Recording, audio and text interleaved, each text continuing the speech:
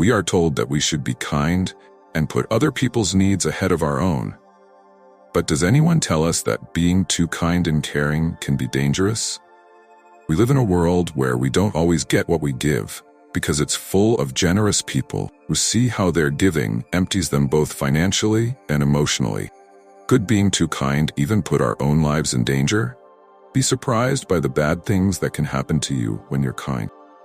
Today I'll tell you 8 bad things that can happen to you if you're too nice, and I'll show you 4 tough ways to keep people from taking advantage of you. Let's move on to number 1. Without further ado, you will have too high of hopes for people. The Stoics said that we should accept things as they are and not depend on what other people do to make us happy. Giving without asking too much in return keeps you from being disappointed and helps you practice emotional separation. It gives you a calmer mind. Whether we are aware of it or not, it's hard for us to be fully selfless when we give. When we give everything we have, we expect everyone else to do the same when it's us who need something important. However, you've gotten people so used to having everything done for them that they'll take it for granted that you can handle everything in their lives and yours, especially your own. Because if you don't take care of your own, why would you take care of other people's? In reality, your hopes of reciprocity won't be met, and you'll end up with a bad mood, tiredness, anger, and sadness. Still, if we look at it objectively, people aren't letting you down. They're just doing what you should be doing, which is taking care of their own tasks. People will only expect you to give them something, which is the second point. The Stoics say that it's important to remember that real worth comes from acting in a way that is good and logical, not from just doing what other people will. Moderation and giving in a balanced way help you stay in charge of your actions and keep you from getting into habits that hurt your mental health. You've heard your whole life that people are creatures of habit, and this couldn't be more true.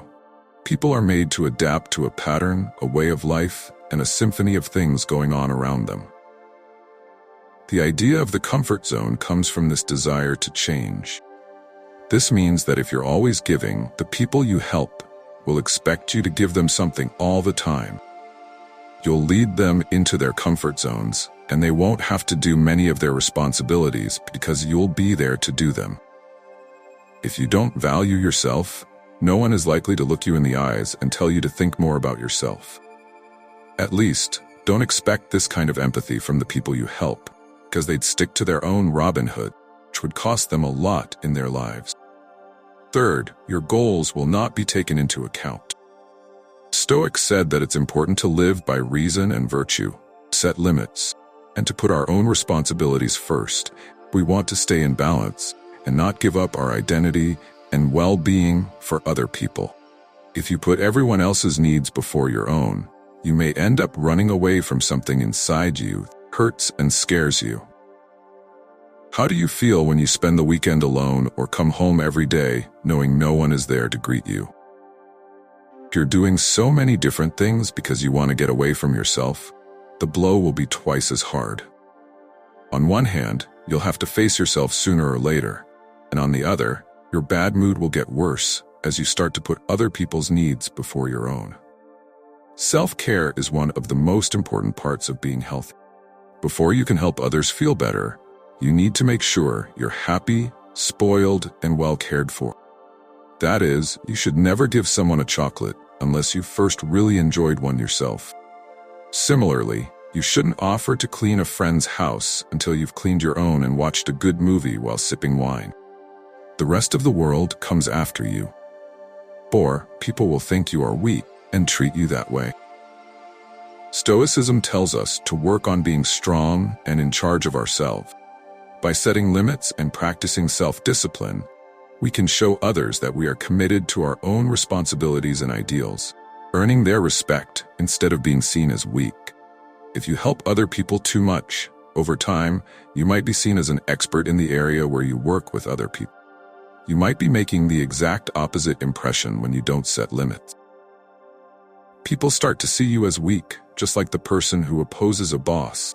So much so that they'll come to you to get rid of their responsibilities because they know you won't say no. On the contrary, As soon as you use this magic word, they will start to feel something for you they never thought they would. Respect.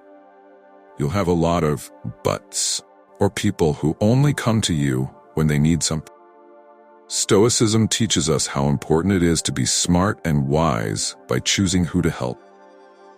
With self-control and perspective, we can tell the difference between real people and those who want to take advantage, so we don't waste our time or energy on things that don't help. People who thought you were a good friend all of a sudden only want to hang out with you when they need something. If you think about it logically, it's not so unlikely that this could happen to you, since most people don't invite their employees or coworkers to have coffee with them, let alone a beer. What's going on with you makes sense, but that doesn't mean it's fair.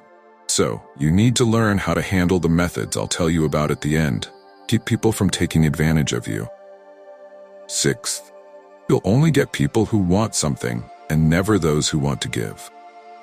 With patient judgment, we can build relationships that are real and good for both parties. People come into our lives because their energies match up with ours. That is, if we vibrate low, we attract people who are negative, depressed, have dark souls, and want to hurt us. When our vibrations are high, on the other hand, we draw people who are full of good energy, kindness, excitement, hard work, and joy. Because of this, when we give to everyone, we lose so much energy that we start vibrating at a low frequency. This makes needy people feel drawn to us, as well as opportunists who don't even want to help but only want to take what they can from us and leave without even saying thank you. Seventh, you could end up getting hooked on something. The Stoics taught people to be calm and in charge of themselves. Self-discipline in giving keeps us from getting stuck in bad habits and lets us keep a good relationship with our actions and choices. When shortage is a regular part of our lives, the need for something grows, which is the best way to get addicted. So, one day, someone close to you might notice that you drink too much, and not just spring water. They might also notice that you eat too much, or even gamble too much. Pay close attention to what someone who cares about you says, because your first instinct may be to get mad at them and tell them you don't have any problems. But this is how people usually act when they are so caught up in their own problems that they can't see that they have one. Always remember that people who care about you want what's best for you, so pay close attention to what they say, because they're trying to help you stop falling and move forward. Number 8, you'll make people think twice. Stoicism tells us to do good things no matter what other people think of us. By focusing on living in line with our beliefs and principles, we build a good image that can withstand false accusation. No matter how much we'd like things to be different, truth is that there aren't that many kind people in the world. Though if you are one, people will be suspicious of you instead of being impressed and thankful. It won't be long before your kindness makes people wonder what's going on with you and what plans you have that you don't tell anyone about. This could mean you've met a group of suspicious people, but it's more likely that they're just being honest. Most people who want to help too much are hiding such evil plans that it's best to stay away from them and refuse the help they offer. Now let's look at what you can do to stop people from taking advantage of you. Strategy number 1. Pay attention to how you feel, because it's telling you something. Based on the Stoic idea of self-awareness, pay attention to how you feel. The Stoics thought it was important to think about yourself, to understand your feelings and wants. By paying attention to your feelings, you can tell if you're giving too much and wearing yourself out mentally. This lets you change your focus and find a good balance. How does it make you feel to help other people? Thinking about yourself and putting yourself first is such a kind thing to do that you should feel like you're walking on clouds when you do it. So if you feel too busy, tired, angry, or used, it's time to listen to how you feel. If something you don't have to do makes you feel so bad, you shouldn't lie to yourself about it. Instead, find out how the help you're giving affects your health. Plan number 2. Don't be afraid of the word no. Following the lessons of the Stoics, you should realize that your time and energy are important and need to be used in a balanced way. Self-control can be shown by being able to say no when you feel too busy or when the request is unfair. Even though the word no makes us think of bad things and sadness, it's normal for us to find it hard to say it. When we're kids, it's a word that gets us into trouble, makes people hate us, and makes us feel bad. No one likes to see their child cry because they didn't get what they wanted, and no one likes to get a divorce because they wouldn't let their partner cheat on them. There are some steps to take, like saying yes to yourself, no to others. Use this word at least once a day, and you'll start to see the good things that happen when you do. Start small by giving yourself 15 minutes to practice saying no. Plan number 3. Set limits on what you can do and what other people can do. The Stoics put a lot of value on limits because they help people keep their balance and protect their freedom. Set limits to keep your responsibilities and resources in check. Self-control means setting clear limits so that you don't have to take on more than you can handle. And don't be afraid to say no when it's necessary.